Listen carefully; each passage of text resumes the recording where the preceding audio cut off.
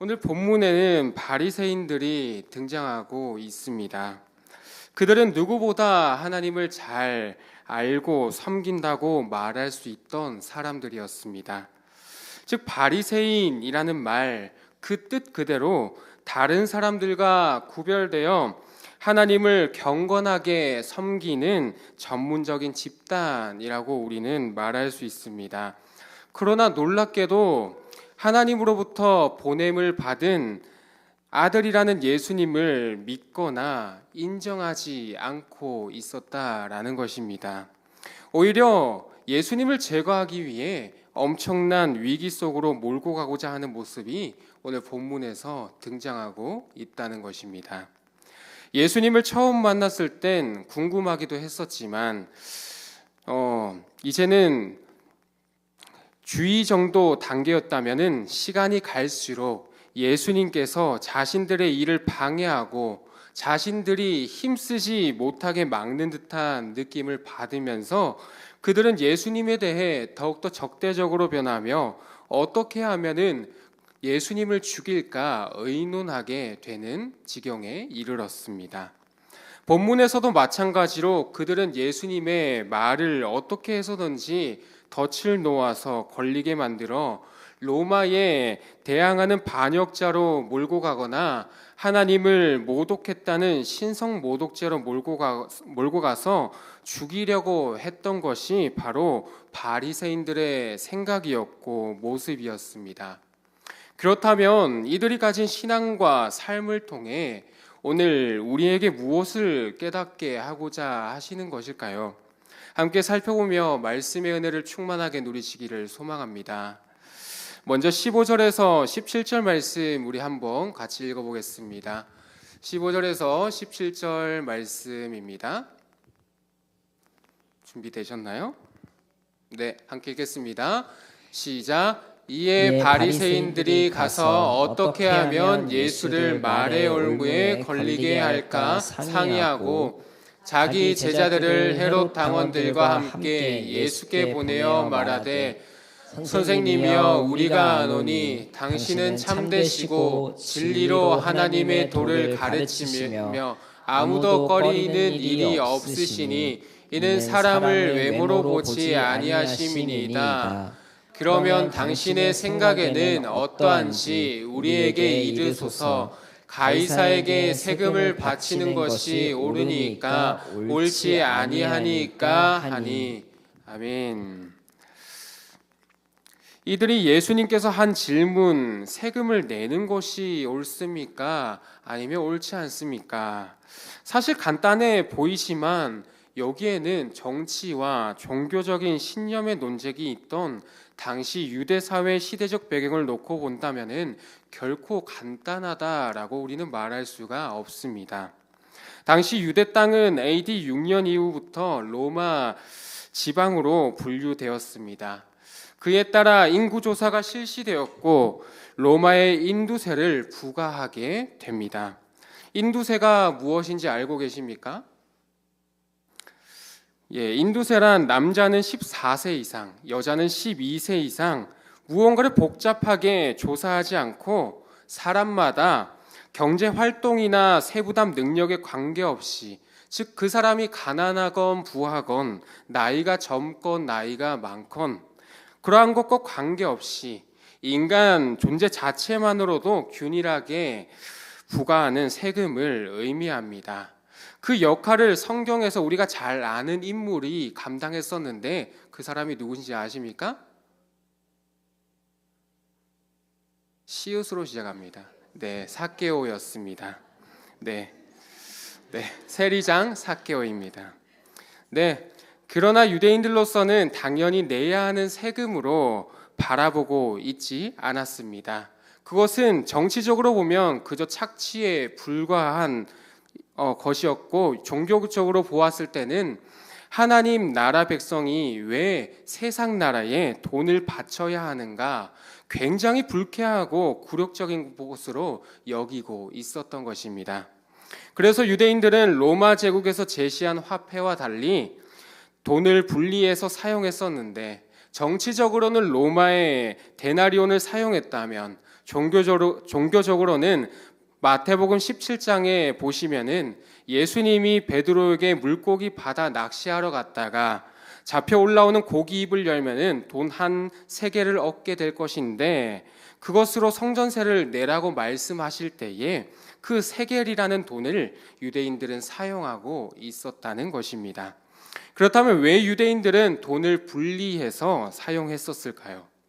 그 돈이 단순히 세상 나라의 돈이기 때문에 그런 것은 아니었습니다. 데나리온 동전에 뭐라고 적혀 있었는가 보니 앞면에는 카이사르의 사진과 신 아우구스티누스의 아들 아우구스티누스 티베리우스라고 적혀 있었고, 뒷면에는 왕자에 앉아서 왕관을 쓰고 오른손에 거꾸로 창을 잡고 왼손엔 종려나무 가지를 잡고 있는 여성의 모습이 새겨져 있었는데, 학자들은 그 여인이 어머니 리비아라고 보고 거기엔 대제사장이라는 문구가 적혀 있었다고 합니다.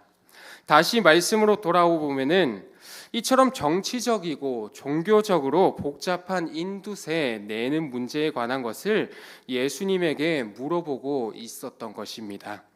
카이사르 황제에게 인두세를 바치는 것이 합당합니까? 합당하지 않습니까? 여기서 더 놀라운 것은 서로의 입장이 다른 두 집단이 힘을 합치고 있는 것인데, 당시 반로마 정책을 펼친 바리새파와 친로마 정책을 펼친 헤롯 당원들이 뜻을 함께 모아 죽음으로 예수님을 몰고 가고 있었다라는 것입니다. 특히 바리새인들의 경우 앞서 말한 것처럼 늘 율법에 충실하며 하나님의 뜻대로 삶을 사는 것을 신앙의 제1원칙으로 삼아 살기 위해 훈련받은 자들이었다라는 것입니다. 심지어 하나님의 말씀을 더 잘 지키기 위해서 자신들만의 규칙을 세우고 그것을 지키려고 애쓰던 자들이었다라는 것입니다.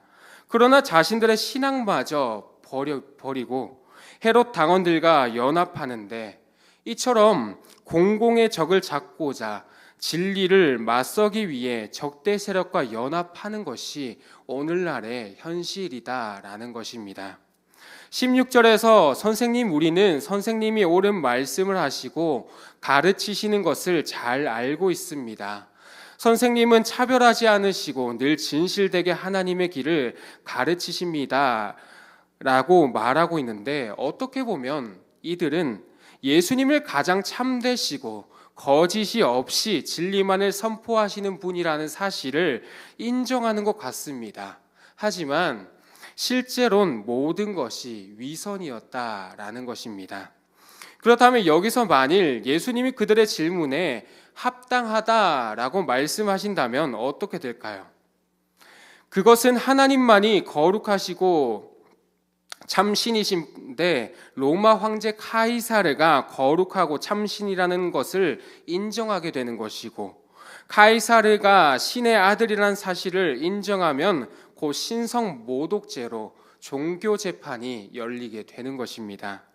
반면에 그 사실을 인정하지 않게 된다면 어떻게 될까요? 당시 로마 지배를 거부하게 되는 것이고, 곧 그것은 반역의 죄에 해당하기 때문에 결국 사형에 처해지게 되는 것입니다. Yes or no, 어느 것을 말해도 죽게 되는 이 교만하고 악랄한 올무에서 빠져나갈 구멍은 보이지 않는 것 같습니다. 그렇다면 예수님은 이 사실을 모르고 계셨을까요? 하나님이신 예수님은 모든 상황을 꿰뚫고 계셨습니다. 여기서 우리라면 어떻게 했겠습니까? 그들의 꾀임에 넘어가 버리거나 혹은 그 사실을 알았다면 우리는 그저 침묵으로 묵비권을 행사하든지 그 자리를 피했을 수도 있었는데, 예수님께서는 오늘 어떻게 행동하고 계십니까? 우리 18절에서 20절 말씀 한번 읽어보겠습니다. 18절에서 20절입니다. 시작. 예수님께서 그들의 악함을 아시고 이르시되 외식하는 자들아 어찌하여 나를 시험하느냐, 세금 낼 돈을 내게 보이라 하시니 데나리온 하나를 가져왔거늘 예수께서 말씀하시되 이 형상과 이 글이 누구의 것이냐. 아멘. 예수님께서 모든 것을 알고 계셨음에도 불구하고 단 하나에 당황하지도 않으셨고 어디를 봐도 길이 없어 보이는 그러한 상황 속에서 예수님은 사람의 지혜를 뛰어넘어 행하시는 모습을 우리에게 드러내 보이시고 계십니다. 그들의 외식적인 태도, 즉 이중적인 말과 행동, 겉과 다른 속을 드러내 보이셨습니다. 먼저 예수님은 그들이 사용하는 돈을 가져오라고 말씀하시고 그들에게 누구의 얼굴과 글이 있는지 확인하라고 말씀하셨습니다. 그들이 내민 돈은 무엇이었습니까? 데나리온 하나였습니다. 데나리온은 앞서 말한 것처럼 로마의 화폐였기 때문에 황제의 초상화가 담겨 있었습니다. 그리고 거기에 쓰인 글은 무엇입니까? 황제가 곧 신이다 라는 사실이 담겨져 있었습니다. 이것에 관해 예수님의 반응은 어떠했습니까? 우리 21절에서 22절 말씀 한번 읽어보겠습니다. 함께 읽겠습니다. 시작. 이르되 가이사의 것이니이다. 이에 이르시되 그런즉 가이사의 것은 가이사에게 하나님의 것은 하나님께 바치라 하시니 그들이 이 말씀을 듣고 놀랍게 여겨 예수를 떠나가니라. 아멘. 가이사의 것은 가이사에게 주고 하나님의 것은 하나님께 바치라 라고 말하고 있습니다. 예수님의 이 대답은 1차적으로는 로마에 세금을 낼 때에 로마의 돈으로 내고 하나님께 드릴 때에는 성전에서 사용하는 돈으로 내면 된다는 것이었으나 예수님께서는 더 중요한 원리를 지금 말씀하고 계시는 것입니다. 즉 그들이 지금까지 오해하고 있던 부분에 관해 분명하게 지적하고 계신다는 것입니다. 그들은 지금까지 어떤 오해를 하고 어떤 사고를 하고 있었는가 하면 세상과 하나님 나라를 구분짓는 그러한 틀을 가지고 살고 있었다라는 것입니다. 즉 그들이 생각하기에 세상은 세상 안에서 그에 맞는 질서와 원리에 의해 움직이는 것이고 하나님의 나라는 하나님께서 통치하시기에 하나님께서 다스리시며 택함 받은 그의 백성들은 그 안에서 하나님께서 베풀어 주시는 그 권리들을 날마다 누리며 나아간다라는 것이었습니다. 그러나 이 뜻은 세상을 살아갈 때에는 세상이 말하는 대로 살아가는 것이고 하나님 앞에선 또 그에 맞게 살아가면 된다. 즉 상황에 따라 적절하게 우리는 타협하며 살아가라는 것이 아닙니다. 하나님의 백성은 두 삶 모두 함께 살아내야 한다라는 것입니다. 즉 하나님 나라의 백성은 한 나라에만 소속된 자들이 아니라 두 나라를 살아가고 있는 자들이다라는 것입니다. 유대인들은 현재 로마의 다스림 속에서 로마 시민이기도 하지만 한편으로는 어떻습니까? 유대인의 입장에서 볼 때는 하나님께서 택하신 민족이요 하나님의 백성이다라는 것입니다. 마찬가지로 저와 성도님들 역시 하나님의 백성이지만 한편으로는 어디에 또 백성입니까? 대한민국의 백성이기도 한 것입니다. 그렇다면 우리가 이 세상을 살아가기 위해서는 하나님의 법도 지켜야 하지만 대한민국의 법도 지켜야 한다라는 것입니다. 즉 이 대한민국의 국민으로서 우리가 만일 학생이라면 학교를 다녀야 하는 것이고 또 직장인이라면 돈을 벌어야 하는 것이고 혹 또한 군인이라면 어떻습니까? 국방의 의무를 지켜야 하는 것이 주어져 있습니다. 그러나 이것이 우리의 전부는 아니다라는 것입니다. 우리는 또 다른 소속이 있습니다. 그것은 바로 하나님의 백성이라는 정체성입니다. 그리스도인으로서 우리는 하나님의 말씀을 날마다 듣고 배우며 또 헌금하고 또 기도하며 말씀대로 살아내야 하는 것이 우리의 앞에 주어져 있다라는 것입니다. 여기서 우리는 한 가지의 고민에 빠지게 됩니다. 무엇일까요? 세상 사람들은 그저 공부면 공부, 돈 버는 일이면 돈 버는 일, 즉 한 가지 일에만 몰두하여 성공하고 있는데 왜 우리는 그 사람들보다 시간도 모자란데 더 많은 시간을 쪼개어 사용해야 하고 체력적으로도 2배나 3배나 더 감당해야 하는데 이러다 신앙도 못 지키고 내 삶도 지키지 못하면은 어떡하지? 그러한 어중간한 삶이 되어버리는 것이 아닌가 하는 고민에 빠지게 된다는 것입니다. 맞습니다. 우리의 머리로 계산하면은 상식적으로는 우리는 도저히 2가지 국민으로서 감당해야 하는 것이 어렵고 힘들고 실패할 수가 있습니다. 왜 그렇습니까? 그것은 하나님의 것과 세상의 것을 섞으려고 하기 때문이라는 것입니다. 우리는 흔히 신앙도 세상의 방식을 적용해서 그저 합리적이고 상식과 경험과 수치, 이성에 맞추려 할 때가 많이 있다라는 것입니다. 그러나 죄와 거룩이 빛과 어둠이 어떻게 섞일 수가 있겠습니까? 오히려 그리스도인들이 이 땅을 살아내기 위해서는 2 나라 국민으로 살아가기 위한 비결이 무엇이겠습니까? 그것은 다름 아닌 우리의 삶 가운데에 온 우주 만물을 다스리시는 하나님의 능력을 의지해야 할 줄 믿습니다. 비록 우리의 능력과 힘은 연약하고 부족하지만 우리의 인생 가운데 하나님께서 함께 해 주신다면, 하나님께 온전히 맡기는 삶이 된다면 혼자서 하나만 해낼 수 있는 일이었는데 우리는 하나님을 힘입어 2가지, 3가지 일도 너끈히 감당해낼 수 있는 힘과 은혜를 부어주신다는 사실입니다. 이 사실을 제대로 기억해야 그리스도인으로서 또 대한민국 국민으로서 우리는 올바르게 살아갈 수 있게 되는 것입니다. 가이사의 것은 가이사에게, 하나님의 것은 하나님에게 바치라고 하는 21절 말씀을 원어로 한번 보면은 이해하기 쉬운데 그대로 해석하면은 이렇습니다. 가이사의 것은 가이사에게 주고 그러나 가이사 위에 하나님이 계신다라는 것입니다.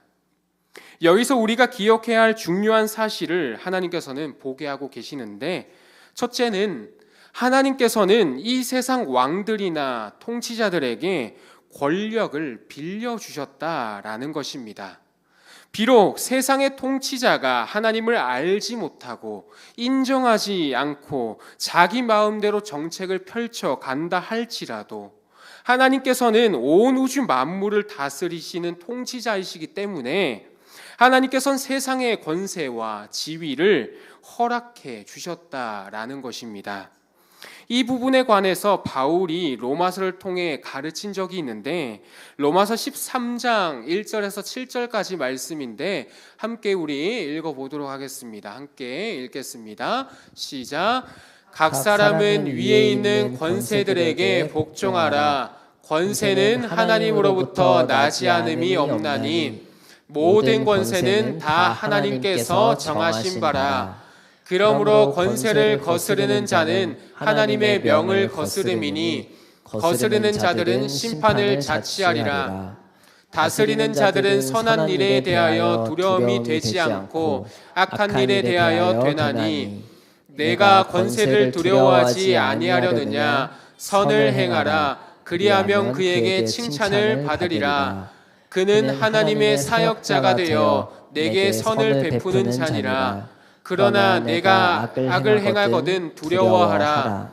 그가 공연히 칼을 가지지 아니하였으니 곧 하나님의 사역자가 되어 악을 행하는 자에게 진노하심을 따라 보응하는 자니라. 그러므로 복종하지 아니할 수 없으니 진노 때문에 할 것이 아니라 양심을 따라 할 것이라. 너희가 조세를 바치는 것도 이로 말미암음이라. 그들이 하나님의 일꾼이 되어 바로 이 일에 항상 힘쓰느니라. 모든 자에게 줄 것을 주되 조세를 받을 자에게 조세를 바치고 관세를 받을 자에게 관세를 바치고 두려워할 자를 두려워하며 존경할 자를 존경하라. 아멘. 그 당시 유대인들의 입장에서 바울의 권면은 받아들이기 힘든 내용이었을 것입니다. 이전에 자신들이 누리던 하나님의 영광은 이제 보이지 않고 로마 제국이라는 세상의 권력 아래 묶여 탄압도 받으며 박해도 받으며 그저 치욕적인 길을 걷고 있었기 때문입니다. 그러나 바울이 말하는 분명한 것은 위에 있는 권세에 복종하라 라는 것입니다. 이 권세는 하나님의 권세로서 세상의 통치자들에게 권세를 부여하는 분도 바로 하나님이시며 하나님의 그 주권 아래 모든 것을 통치하고 다스리고 있다는 사실을 말해주고 있는 것입니다. 비록 죄로 인하여 세상은 오염되었으나 이 세상을 실제적으로 다스리시는 분은 바로 하나님이시라는 사실을 기억해야 하며 더욱더 하나님의 역사와 하나님의 일하심, 하나님의 섭리하심이 이 땅 가운데 이루어질 것을 우리는 기대하고 기도하며 뱀처럼 지혜롭고 비둘기처럼 순결하게 오늘 하루도 살아내야 할 줄 믿습니다. 두 번째는 가이사 위에 계신 하나님, 세상 위에 계신 하나님께 하나님의 것을 구별하여 드리는 삶이 필요하다라는 것입니다. 예수님의 십자가 보혈로 말미암아 구원받고 영생을 소유한 저와 성도님들은 하나님의 백성입니다. 맞으십니까? 우리는 단지 이 땅을 살아간다고 해서 세상의 소유가 아니라는 것입니다. 우리는 분명히 하나님의 형상대로 지음받은 하나님의 백성이요 하나님의 자녀인 줄 믿으시기를 소망합니다. 이 말의 의미가 무엇입니까? 우리의 신앙과 삶의 전체적인 기준이 어디에 있다는 것입니까? 바로 하나님께 있다라는 사실입니다. 이 말은 나의 것조차도 없다라는 것입니다. 이 의미는 우리가 전에 고민했던 부분의 연장선이고 또 첫 번째 기억해야 할 사실의 연장인데 그리스도인들은 세상 속에 살지만 결코 세속을 따르는 사람들이 아니며 내가 나의 것도 아니라 하나님께서 주시는 것을 우리는 먹고 마시며 하나님을 위해 존재하는 청지기일 뿐이라는 사실을 믿으시기를 소망합니다. 하나님의 것을 가지고 하나님을 기쁘시게 해드리며 살아가는데 온전히 우리의 삶을 사용해야 할 줄 믿습니다. 그 믿음으로 살아갈 때 하나님 아버지께서 이 세상의 왕이신데 이 우주 만물의 왕이신데 무엇이 우리에게 더 걱정이 있겠습니까? 무엇이 우리의 앞길을 가로막을 수가 있겠느냐라는 것입니다. 불가능한 일도 가능케 하시는 하나님, 성도님들을 삶 가운데 새 일을 행하시는 그 하나님, 광야에 길을 내시고 사막에 강을 내시는 그 하나님께서 세상 사람들은 전혀 하지 못하는 일을 우리는 행할 수 있도록 도와주시고 함께 해 주신다라는 것입니다. 이러한 하나님의 기적은 하나님의 백성들이 하나님의 것을 하나님께 드릴 때에 반드시 일어나게 될 줄 믿습니다. 말씀을 맺고자 합니다. 그렇다면 성도님들의 현재의 삶은 누구로부터 공급받고 있습니까? 누구에게 삶을 맡겨드리고 있습니까? 삶의 주인이 도대체 누구냐라는 것입니다. 이 물음 앞에 가이사의 것은 가이사에게, 하나님의 것은 하나님께 바치라는 이 말씀을 기억하며 살아가시기를 소망합니다. 가장 큰 기적을 맛보는 방법 궁금하지 않으십니까? 내 삶의 나머지를 드리는 것이 아니고 내 삶의 남는 시간을 드리는 것이 아니고 가장 좋은 것을, 가장 온전한 것을 하나님께 내어드리며 내가 하나님을 위해 존재함을 드러내는 것인 줄 믿습니다. 성도님들이 생각하시기에 성도님들의 삶이 세상에 속한 것이라고 믿고 계신다면 성도님들에게 주어진 그 달란트, 돈과 명예와 지위와 성도님들에게 주어진 자녀 또한 삶과 시간을 세상을 위해 온전히 드리시기를 바랍니다. 그러나 반면에 하나님을 위해 속한 것이라고 믿으신다면 앞서 말한 모든 것들을 결코 내 것처럼 여기지 마시고 하나님께 내어드리시기를 소망합니다. 이렇게 하나님을 구할 때 하나님의 일하심과 공급하심을 맛보게 되는 것이고 온 우주 만물을 창조하시고 다스리시는 주권 아래서 하나님의 힘과 지혜와 능력으로 충만하게 살아낼 줄 믿습니다. 이 자리에 계신 성도님들 한 사람도 빠짐없이 그 삶을 맛보게 되시기를 간절히 소망합니다.